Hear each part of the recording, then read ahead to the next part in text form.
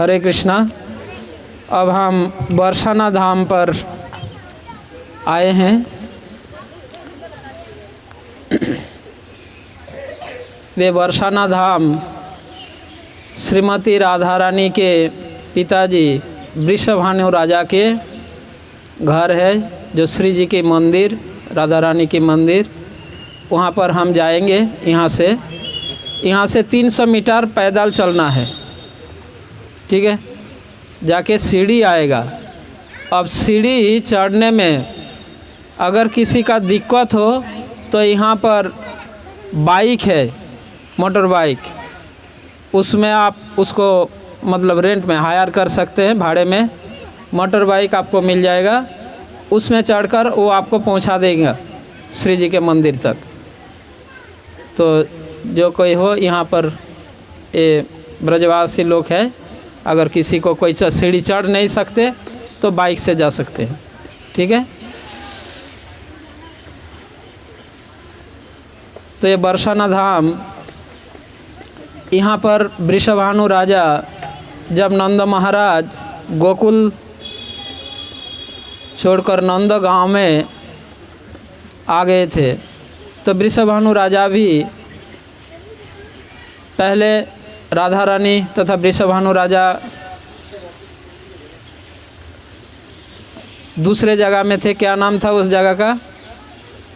नहीं, गोकुल में नंद महाराज थे, रावल धाम, जहाँ राधा रानी की जन्म स्थान है। तो जब जैसे गोकुल कृष्ण के हैं, मथुरा गोकुल कृष्ण के जन्म स्थान है, वहाँ से नंद महाराज, कल मैंने बताया था, जब बार बार कंस राक्षस और असुरों को भेज रहे थे तो नंद महाराज गोकुल को छोड़कर नंद गांव में शिफ्ट हो गए थे। तो उस समय रावल धाम से वृषभानु राजा भी इस बरसाना में आ गए थे। ये बरसाना धाम के चारों ओर राधा रानी के जो मुख्य सखियां हैं, अष्ट सखियां, उनके भी ये गांव इसी के चारों ओर, नंद गांव और बरसाना के चारों ओर फैले हुए हैं। ललिता सखी के घर, चित्रा सखी, जस बरसाना धाम के नीचे चिकसौली गांव है जहाँ चित्रा सखी के घर है। तो इस तरीके से सारे सखियाँ भी, उनके भी गांव अलग अलग गांव में इधर में है। तो यह बरसाना धाम जहाँ हम जाएंगे वो भानगढ़ भी कहते हैं। वृषभानु राजा के नाम से यह भानगढ़ या बरसाना धाम है। और नंदगांव यहाँ से 7 किलोमीटर दूरी है। बीच में आता है संकेत वन। संकेत मतलब इंगित, इशारा, इशारे करते हैं ना, इंगित करते हैं। जब कृष्ण अपने गोप सखाओं के साथ गाय चराने आते थे नंदगांव से,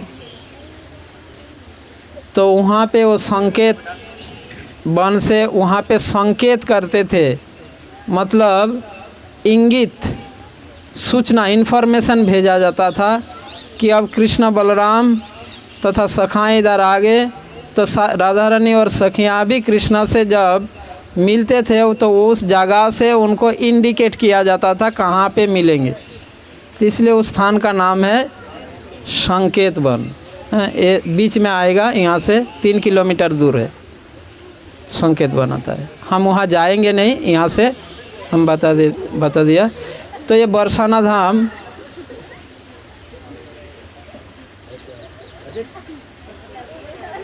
ये भी परिक्रमा करते हैं भक्त लोग।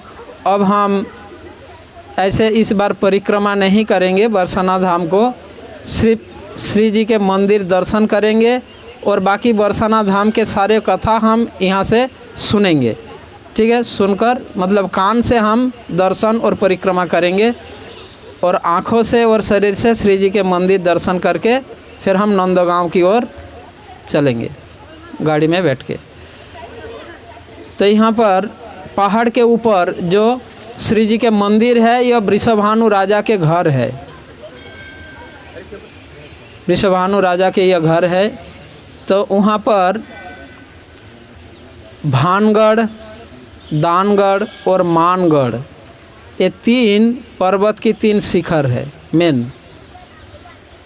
तो उसमें भानगढ़ मतलब वृषभानु राजा के जो घर है, उनका महल है, उस महल उसको बोलते हैं भानगढ़। गढ़ शब्द का मतलब किला, किला बोलते हैं ना गढ़।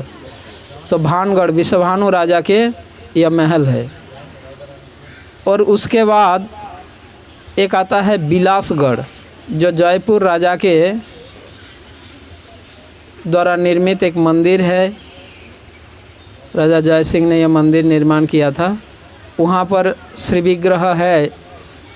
उस विग्रह का नाम क्या है मैं भूल गया। राधा कुशल बिहारी,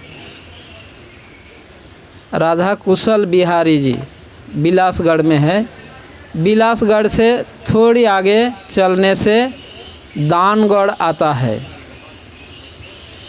और दानगढ़ के जस्ट नीचे यानी श्री जी के मंदिर से जाएंगे तो दानगढ़ से बाएं तरफ नीचे सांखरी खोर, सांखरी खोर, सांखरी शब्द का अर्थ सांकरा मतलब बहुत ही छोटा पतल जगह।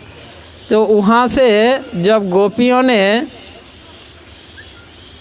दही माखन दूध बेचने के लिए मथुरा के बाज़ार में जाते थे, कृष्ण बलराम अपने सखाओं के साथ गोपियों से वहाँ से टैक्स वसूल करता था। टोल गेट बोल सकते हो, हाँ वो टोल गेट लगाया था कृष्ण बलराम, वो है टोल गेट है सांखरी खोर। वहाँ से वो टोल टैक्स अदाई कर उसको वसूल करता था। कभी कभी उसके सिर में जो मटका होता था वो मटके को फोड़ देते थे, हाँ दूर से पैरों में जैसे पत्थर फेंक कर, पैर में वृक्ष पर बैठकर छुप के पत्थर फेंका करता था। इस तरीक़े से वो सांखरी खोर वो स्थान है जो दानगढ़ से जस्ट बाएं तरफ नीचे ही वो जगह है। यदि कोई परिक्रमा करते हैं धाम को तो सांखरी खोर होके ही परिक्रमा करना होता है।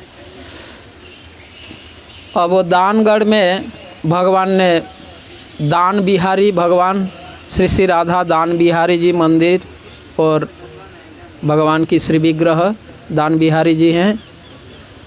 वहाँ दान मतलब डोनेशन टैक्स, इसलिए दानगढ़ नाम हुआ, ठीक है। अब दानगढ़ से मानगढ़ जाने में बीच में मयूरकोटी आता है, मयूरकोटी है ना।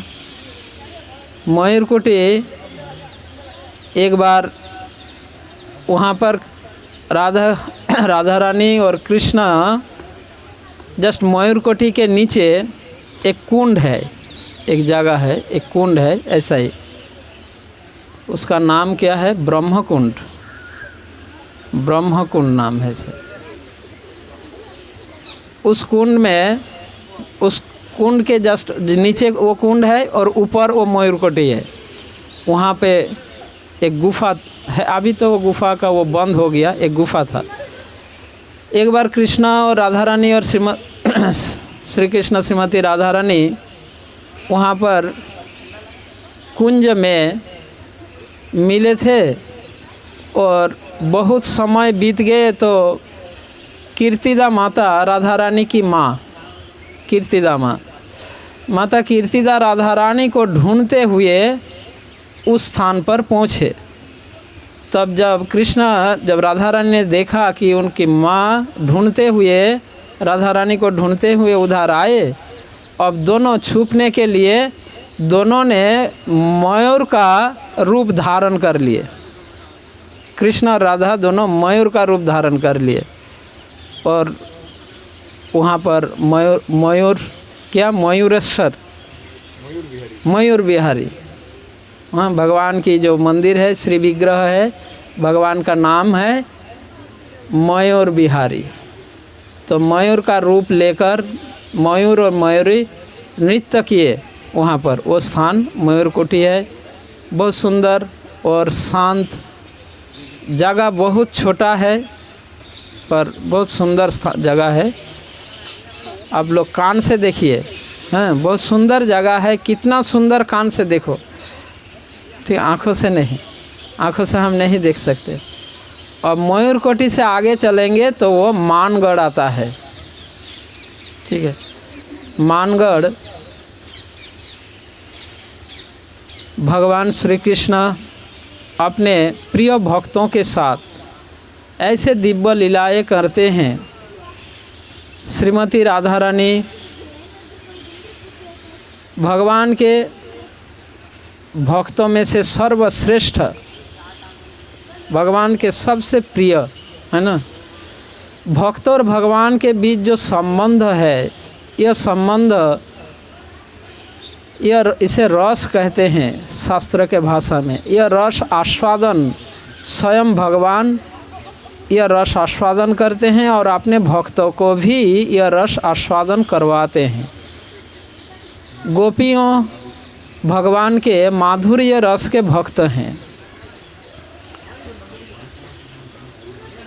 प्रेम के संबंध में कभी कभी प्रेमिक प्रेमिका वे कभी कभी क्या होता है, नाराज होते हैं, है ना। यह जो नाराज होना, यह प्रेम का ही सूचक है।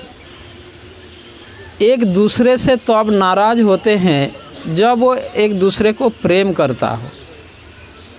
और ये प्रेम, ये तो भगवान के दिव्य अपराकित।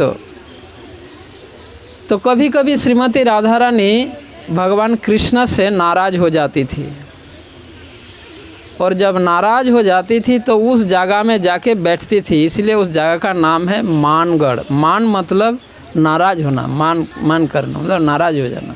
जब नाराज हो जाते थे तो वहाँ जाके बैठती थी, इसलिए उस जगह का नाम हुआ मानगढ़। और भगवान के बहुत लीलाएं हैं। गोस्वामीगण, आचार्यगण भगवान की ऐसे दिव्य लीलाओं का वर्णन किए हैं शास्त्र में। जब राधा रानी ऐसे नाराज होकर वहाँ बैठती थी तो कृष्ण कभी कभी उनको मनाने के लिए विविध प्रकार के कभी एक बार फूल बेचने वाली एक औरत का रूप धारण करके फूल माला बेचने आए। राधा रानी के मनाने के लिए राधा रानी को एक बार नाई का रूप लेकर आए, मतलब लेडीज नाई बनकर आए राधा रानी की ये करने के लिए। ऐसे कोई लीलाएं हैं भगवान के, वहाँ पर बहुत सारे लीलाएं हैं। सांख जो मानगढ़ और मयूरकोठी और दानगढ़ के बीच में जस्ट उसके नीचे चिकसौली गांव है।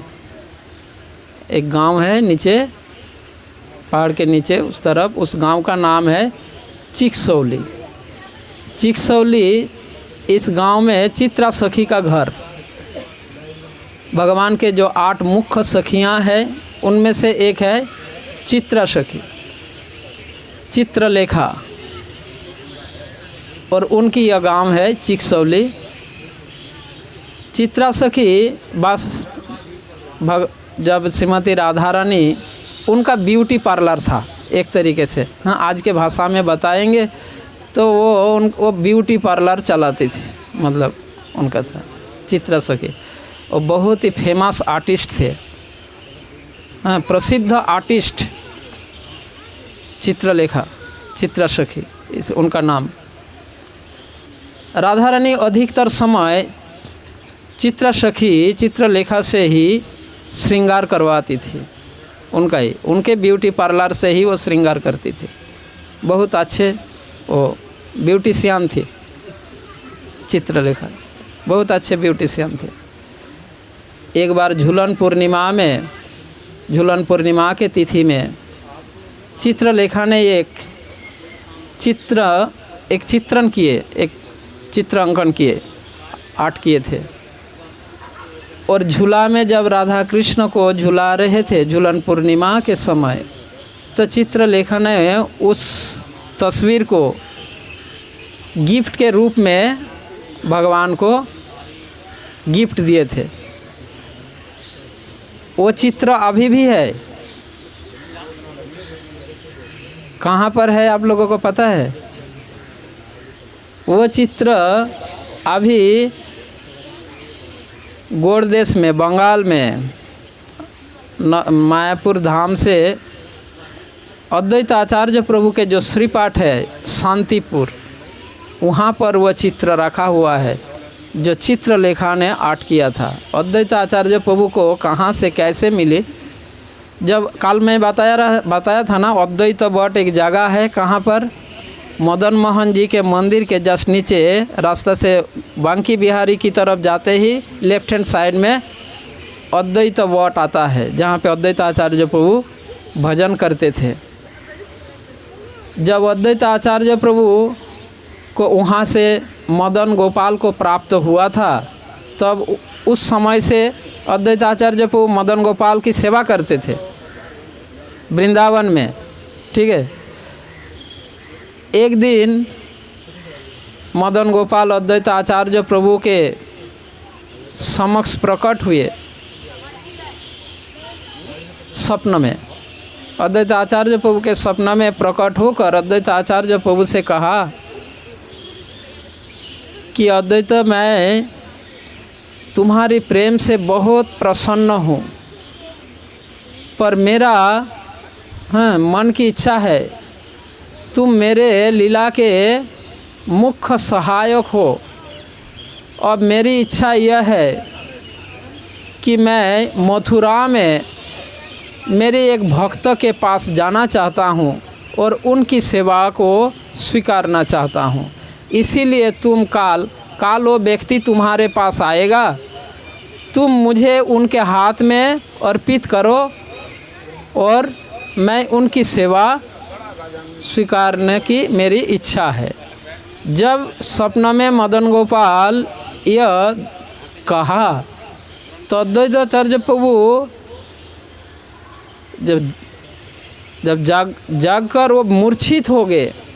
भगवान की यह आदेश सुनकर वो मूर्छित हो गए, बेहोश हो गए। मदन गोपाल के विरह बिछोह वो सहन नहीं कर पाए।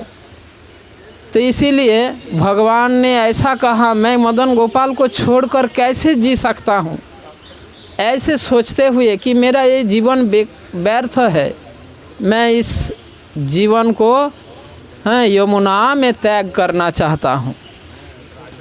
शास्त्र में कहा गया है सुसाइड करना महापाप है ना।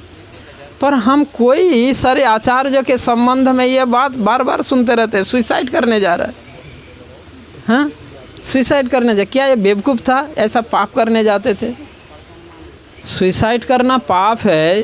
किसी सांसारिक कारण से अगर कोई आत्महत्या करे तो उसके लिए वो पाप है, परंतु कोई भगवान के कारण, भगवान की बिछोह सहन न कर पाने के कारण आत्महत्या करने की विचार आए तो वो पाप नहीं है।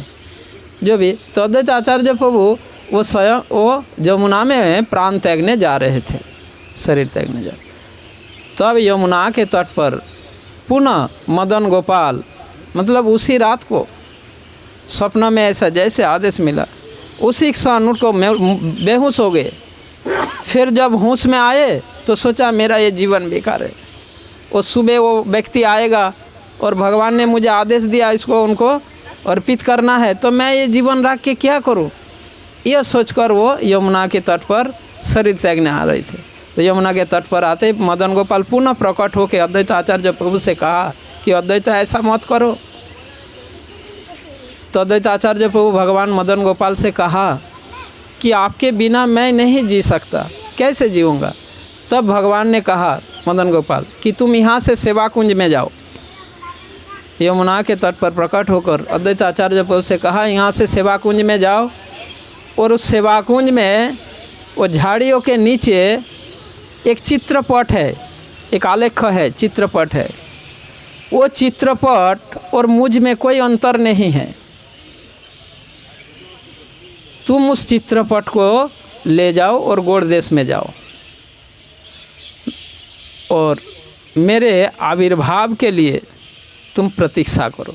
यहीं से अद्वैत आचार्य प्रभु का आदेश मिला गौड़ देश में जाने के लिए वृंदावन से, और वहाँ से फिर वापस आए और भगवान ने यह कहा, ये चित्रपट मुझे चित्रलेखा सखी ने झूलन पूर्णिमा में गिफ्ट के रूप में दिया था। वही चित्रलेखा के नाम से ये बात मतलब संबंधित है। तो ये बरसाना धाम में भगवान श्री कृष्ण श्रीमती राधा रानी के इतने लीलाएं हैं, और बहुत से दर्शनीय स्थान है। तो कल जब शास्त्र स्वरूप प्रभु ने मुझे पूछा कि बरसाना और नंदगांव के बाद अगर हम कामवन जाना चाहे तो कैसे करना है, मैंने कहा कि बरसाना और नंदगांव पूरा सारे देखेंगे तो एक दिन इसी में बीत जाएगा। तो केवल हम राधा रानी के मंदिर दर्शन करके, नंदगांव दर्शन करके अगर जाएं तो कामवन की तरफ जा सकते हैं। तो यही हमारी डिसाइड हुआ। कभी नेक्स्ट टाइम जब हमें और अवसर मिलेगा हम बरसाना धाम को और सभी जगह दर्शन करेंगे। अभी हम कान से दर्शन किए हैं। और यहाँ पर अभी हम जिस स्थान पर बैठे हैं यह प्रिया कुंड है। प्रिया यानी श्रीमती राधा रानी, ठीक है। और अभी जो पीला पुकुर वही है ना, वो जो अभी एक ब्रिज क्रॉस का आया ना, वहाँ से छोटा सा ब्रिज है, वो पीले पुकुर है। एक बार राधा रानी जब, आपको यह कथा मालूम होगा, पता होगा, राधा रानी को दुर्वासा ऋषि की आशीर्वाद प्राप्त हुआ था। उनके हाथों से बना हुआ भोजन जो करेंगे उनका आयु वृद्धि होगा, ऐसे दुर्वासा ऋषि ने उन्हें वरदान दिए थे। तो इसीलिए यशोदा मैया राधा रानी को यह कहा कि तुम मेरे कृष्ण के लिए प्रत्येक दिन आके खाना बना के जाओ, भोजन बना के जाओ। तो ये बरसाना से नंदगांव जाते थे कृष्ण के लिए भोजन बनाने के लिए, ठीक है। एक दिन राधा रानी के हाथ में वो हल्दी लगा दी थी हाथ में, और वह हल्दी जब राधा रानी अपने घर पर वापस आ रहे थे तो उसने सोचा कि हाथ में हल्दी देखेगा तो माँ डांटेंगी कीर्तिदा। तो अपने हाथ को धुलने के लिए उसमें वो हाथ धोया तो वो पूरा जल पीले कलर का हो गया, इसीलिए नाम पड़ा पीले पुकुर। हाँ, हाथ की हल्दी वो धोए थे तो पीला पुकुर है। और ये प्रिया कुंड है, श्रीमती राधा रानी के नाम से यह कुंड है, ये प्रिया कुंड। यहाँ पर हम बैठे हैं। तो अब हम श्री जी के मंदिर में चलेंगे और वहाँ से मैं आप लोगों को दूर से दिखा दूँगा बिलासगढ़ कुशल विहारी जी, दानगढ़ दान बिहारी जी, वहीं से हम आप लोगों को दिखा देंगे दूर से दर्शन करके। और श्रीमती राधा रानी से प्रार्थना करके हम नंदगांव की ओर आगे बढ़ेंगे, ठीक है। हरे कृष्ण।